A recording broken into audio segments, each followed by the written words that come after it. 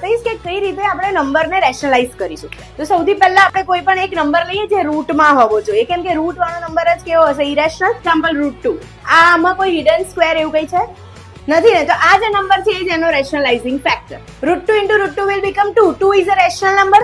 બસ તો તમારે જોવાનું છે કે હું એવો નંબર શોધીશ કે જે બંનેનું મલ્ટિપ્લિકેશન કરીશ તો that number will become rational. √3, then √3. This number must be not having any square hidden.